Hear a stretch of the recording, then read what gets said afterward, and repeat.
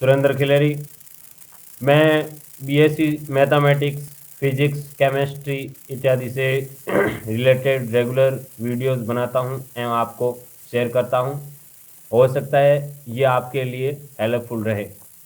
आज हम virtual work को लेकर चल रहे हैं। वर्चुअल वर्क कल्पित कार्य। पहले समझ लेते हैं कल्पित कार्य किससे कहते हैं। कल्पित कार्य हम कहाँ पर यूज करते हैं। जैसे हम देखते हैं हमारे घर में पड़ी कोई 15-20 साल पुरानी फ्रेम या कोई घर के पुराना दरवाज़ा, जिसकी जो फ्रेम होती है चौखट, जिसे चौखट कहते हैं, उसमें कुछ दरारें पड़ जाती हैं और वो फ्रेम ढीली हो जाती है। तो वो एक्चुअली किस वजह से हो रही हैं? वर्चुअल वर्क की वजह से, यानी उस पर रेगुलर ग्रेविटी काम कर रही हैं और जो वहाँ पर वो डिस्प्लेसमेंट हुआ उसे हम सामान्य दृष्टि से उसे कैलकुलेट नहीं कर सकते, उसे हम वर्चुअल वर्क कहते हैं। और भी मैं इसके और एग्जांपल आपको देकर स्पष्ट कर दूंगा। जैसे यहाँ पर हमने 4 रोड्स ली, जैसे एक रोड को इस तरफ लगाई, एक को इस तरफ, एक को इस तरफ, एक को इस तरफ, और चारों को संयोजित करके हमने एक फ्रेम तैयार कर दी। अब माना कि इस फ्रेम को हमें ऐसे लटकाना है, यहाँ से ये ए पॉइंट है हमारा, माना कि A B C D, A point से लटका दिया।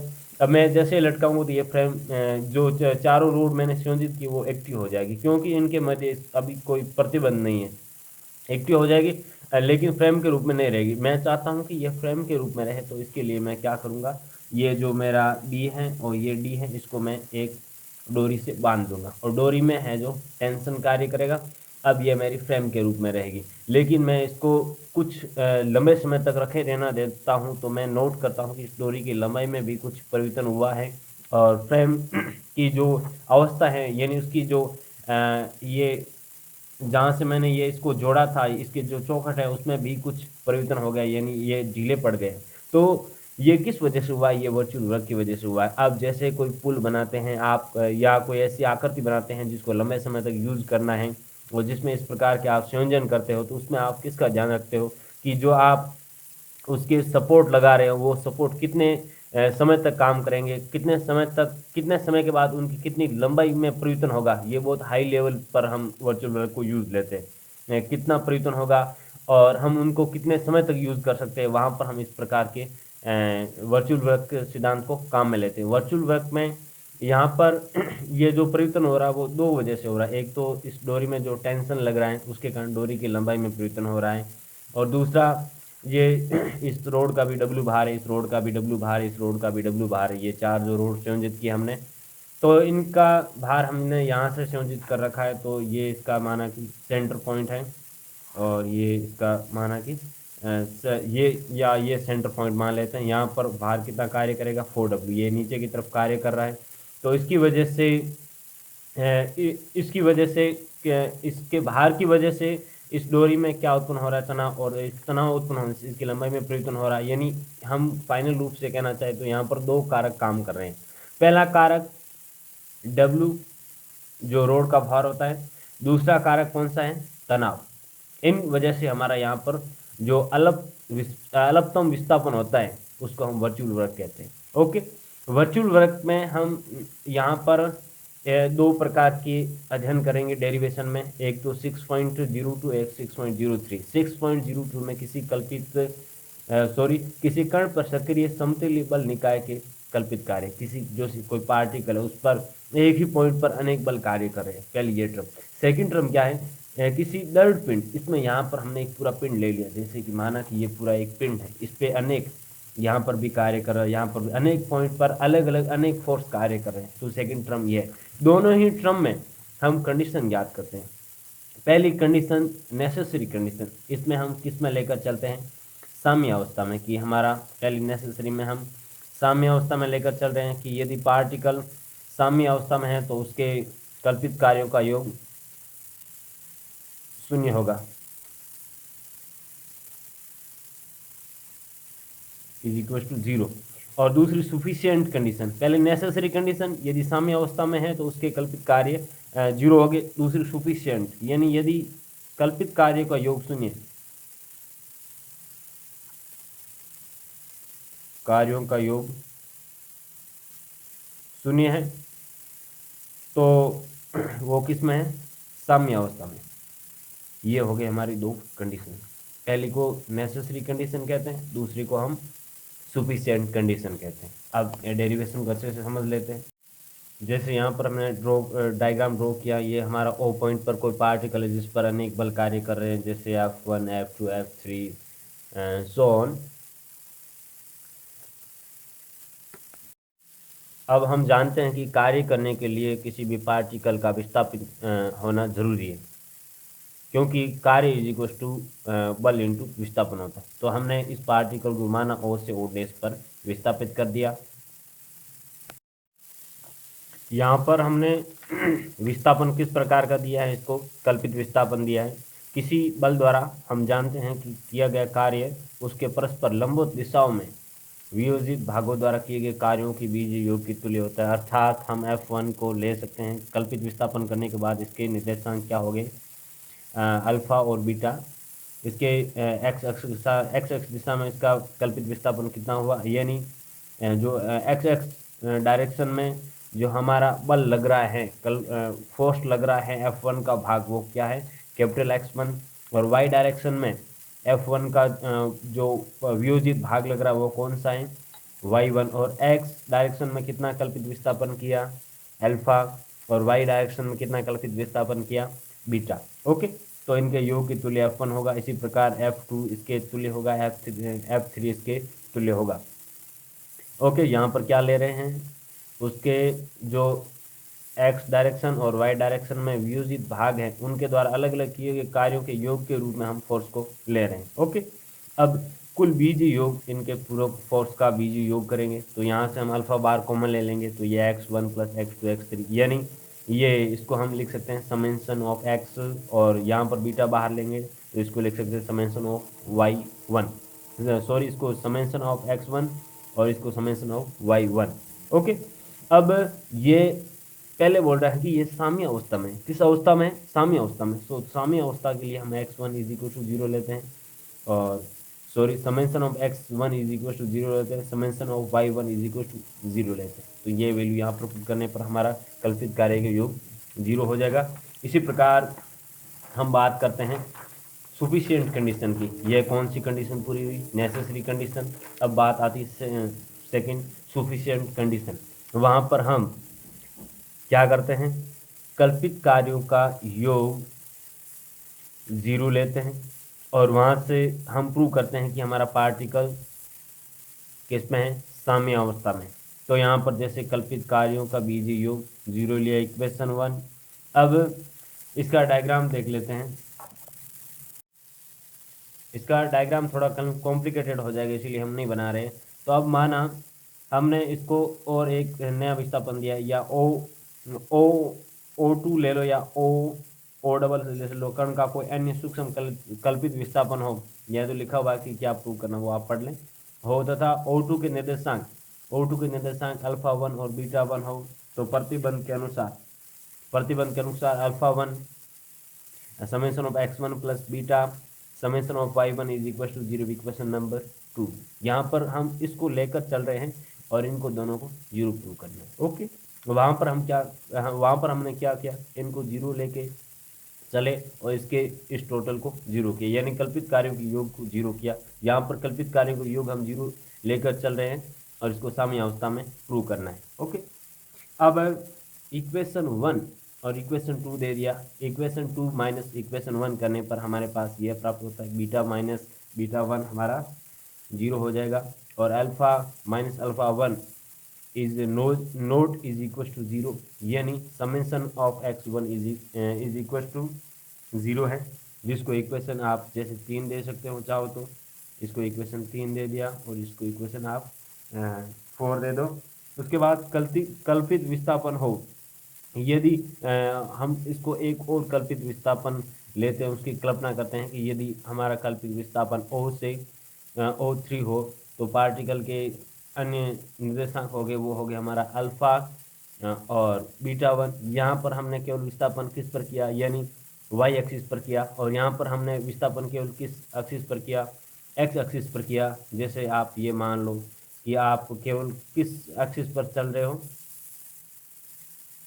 जैसे ये यहाँ पर y तो कांस्टेंट है, लेकिन x की वैल्यू क्या हो रही, चेंज हो रही, इस प्रकार से। ओके, तो यहाँ पर हमने x तो कांस्टेंट रखा और y में चेंज किया, तो एक नई इक्वेशन प्राप्त हुई जिसको इक्वेशन 4 दे दिया। अब आप ये भी कर सकते हो, इक्वेशन 4 को 1 में से घटाने पर हमारे पास यह प्राप्त होगा, अल्फ़ा माइनस अल्फ़ा 0 हो जाएगा। यहाँ पर beta minus beta 1 is equal to not is equal to 0, तो समेंशन ऑफ y1 क्या होना चाहिए, 0 होना चाहिए।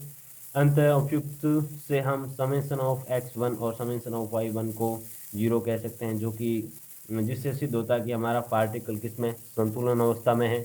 और पार्टिकल का संतुलन अवस्था में होना हमारे किस कंडीशन को पूरा करता है, सुफिशिएंट कंडीशन को। अब इसके कुछ सेकंड पार्ट ले लेते हैं। अब इसका आप स्टेटमेंट देख ले, वीडियो पॉज करके पूरा पढ़ ले, यह इसका स्टेटमेंट है। यहाँ पर हम क्या कर रहे हैं, एक रिजिड बॉडी ले रहे हैं, वहाँ पर हमने पार्टिकल लिया, यहाँ पर पूरी बॉडी ले रहे हैं। जैसे ये बॉडी पर फोर्स एक्टिंग का पूरा डायग्राम बनाया हुआ है। तो इसमें पहले हम क्या करते हैं, इसको इसके सापेक्ष घुमा देते हैं। ये इसको एक को हम, जैसे ये हमारा A1 है, ओके, इसको हमने थोड़ा सा ऐसे घुमा दिया, क्या किया, घुमा दिया, तो ये कितना हो गया, डेल्टा थीटा 1 हो गया। ओके, ये थीटा 1 था। अब उसके बाद हमने क्या किया, इसको y एक्सिस पर h विस्थापन दिया। ओके, सॉरी, x एक्सिस पर, ये x एक्सिस पर चले, ओके, h चले, और उसके बाद हम यहाँ से आए और y एक्सिस पर हम चले k। तो इसके नए निर्देशांक हो गए x1 प्लस डेल्टा x1 और y1 प्लस डेल्टा y1। यही चीज़ यहाँ पर समझने की है, बाकी बिल्कुल सिंपल है, कोई इसमें कुछ है ही नहीं ऐसा। तो यहाँ पर पहले हम नेसेसरी कंडीशन लेकर चलते हैं कि दी हमारा पार्टिकल साम्य अवस्था में है, तो उसका कल्पित कार्य का योग 0 होना चाहिए। जैसा कि हम जानते हैं कि इसमें पोलर कोऑर्डिनेट में साम्य अवस्था के लिए हम ये लेकर चलते हैं, स्मॉल x1, और ये हम पहले पढ़ चुके हैं डिटेल में। इसके पहले की कुछ चैप्टर्स हैं, उसकी मैं यहाँ पर अभी बात नहीं करने वाला हूँ, यहाँ सीधी बात करेंगे हम। या आप इसको याद रख लें जिनको आपने नहीं पढ़ा है। तो माना पिंड को स्थिर फिक्स पॉइंट समतल के समान सूक्ष्म विस्थापन दो प्रकार किया जाते हैं, जो कि मैंने लिखा है। एक तो इसको हम ये किया, और दूसरा हम यहाँ से लेके यहाँ लेके गए। ओके, समझ आ गया। और विशेष रूप से आप पहले थोड़ा पढ़ के वीडियो देखें ताकि आपको समझने में आसानी रहेगी। जैसे मैंने पहली बार पढ़ा था तो मेरे को कम समझ आया, लेकिन दूसरी बार किया तो अच्छा समझ आया। ये इसके विस्थापन हो गए।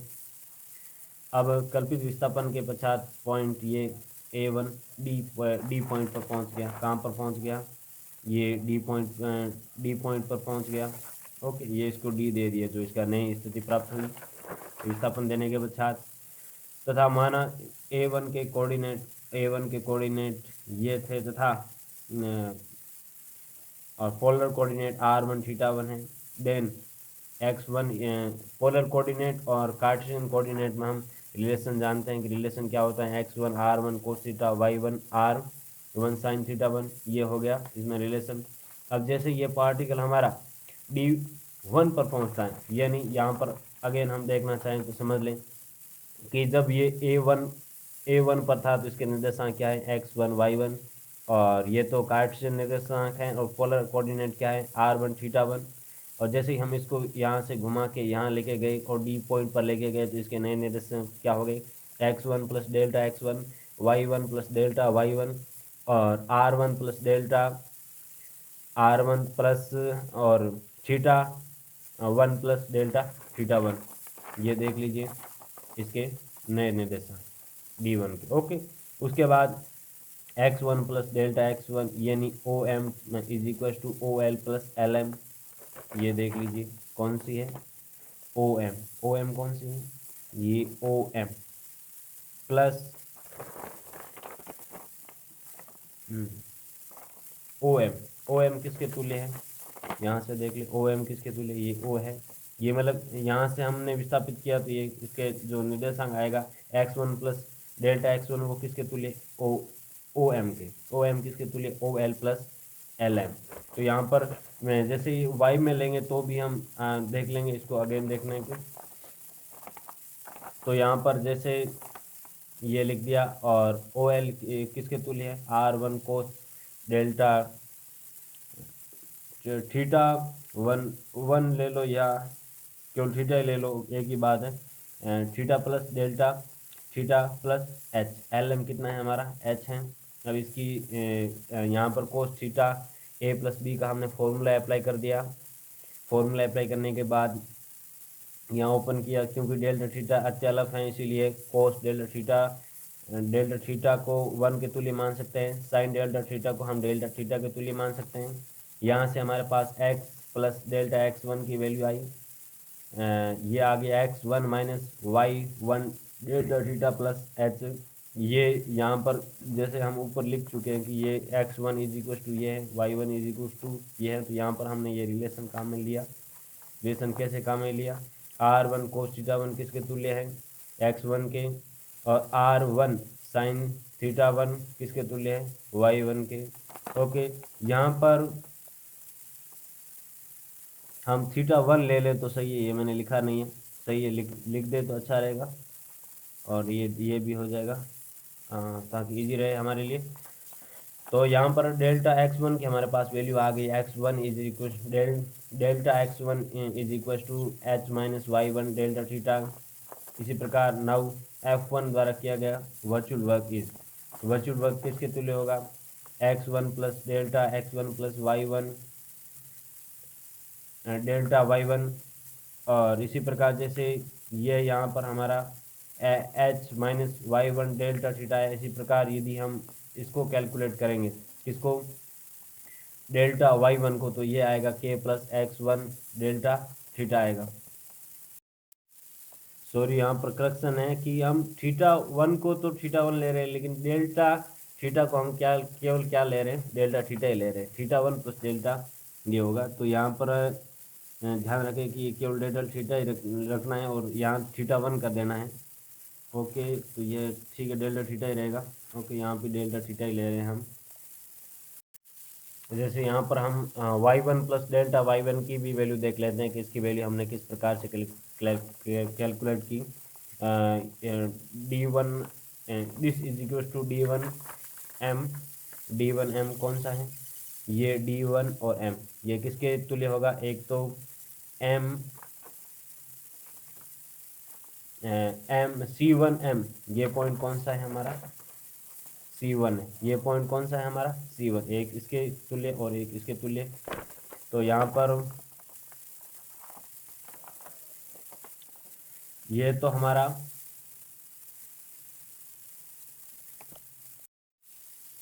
ये तो हमारा C1 D1 किसके तुल्य है, K के तुल्य है। और इसको हम लेंगे तो ये क्या आ जाएगा हमारा, R sine theta 1 plus delta theta आ जाएगा।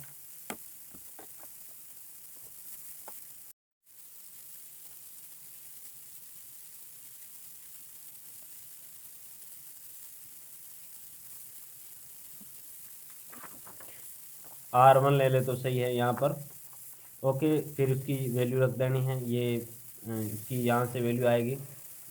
ओके, फिर वैल्यू रखने के बाद इसको जैसे हमने अंदर मल्टीप्लाई करवा दिया तो हमारे पास ये कंडीशन आ गई। इसी प्रकार से F2 के लिए, F3 के लिए।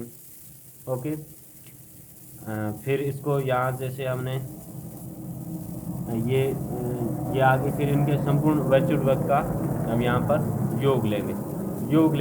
तो एक तो हमारा यहाँ पर जैसे वहाँ पर अल्फा कॉमन आ रहा, तो यहाँ पर हमारा क्या कॉमन आ रहा है, H कॉमन आ रहा है, तो इनका योग हो गया। यहाँ पर K कॉमन आ रहा है तो इनका योग हो गया। यहाँ पर डेल्टा थीटा कॉमन आ रहा है तो इनका योग हो गया। संतुलन स्थिति हम जानते हैं कि यह भी 0 के तुल्य होता है और यह भी 0 के तुल्य, यह भी 0 के तुल्य, तो ये टोटल किसके तुल्य हो जाएगा, 0 के तुल्य। यानी यदि हमारा पार्टिकल साम्य अवस्था में है तो उसके कल्पित कार्यों का योग क्या होगा, 0 होगा। इस प्रकार से हमारी नेसेसरी कंडीशन पूरी हुई। सेकंड कंडीशन हमारी सुफिशिएंट कंडीशन में जैसे यदि हमारे कल्पित कार्यों का योग किसके तुल्य है, 0 के तुल्य, तो वो पार्टिकल हमारा साम्य अवस्था में है, ये हमें प्रूव करना है। तो यहाँ पर जैसे हम लेकर चल रहे हैं कि ये पार्टिकल के कल्पित कार्यों का योग 0 के तुल्य है। तो समीकरण 6 से यदि हम पहले मानते हैं कि पार्टिकल में हमारा H is not is equal to 0 but K is equal to 0 और delta theta is equal to 0, यानी हमने केवल किस पर विस्थापन दिया, पार्टिकल को एक्स एक्सिस पर ही दिया, बाकी वाई पर नहीं दिया, और डेल्टा थीटा में हमने कोई चेंजेस नहीं किया।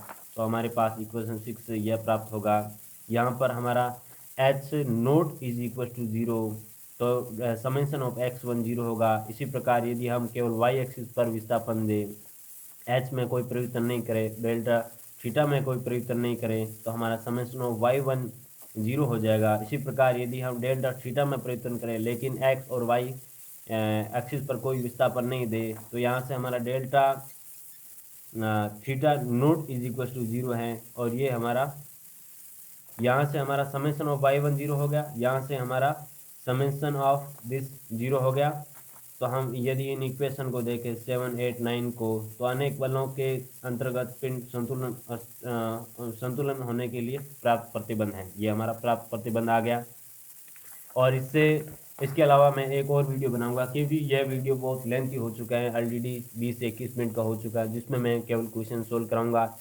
और यह वीडियो जब मुझे टाइम मिलेगा तब बनाऊंगा, जिसकी लिंक मैं आपको नीचे डिस्क्रिप्शन में दे दूंगा, वहां से आप इस वीडियो को देख सकते हो। माई सेल्फ सुरेंद्र खिलेरी, आप हमें सपोर्ट करें ताकि मैं भविष्य में आपको इस प्रकार के और बेटर सेवाएं प्रोवाइड करा सकूँ। मैं इसके लिए प्रयासरत हूँ। वैसे मैं भी दोस्तों स्टूडेंट ही हूँ, और ये जो वीडियो बनाता हूँ वो मैं मेरी खुद की प्रैक्टिस के लिए बनाता हूँ, आप तक शेयर कर देता हूँ। हो सकता है आपको इससे कुछ फ़ायदा हो। Thank you.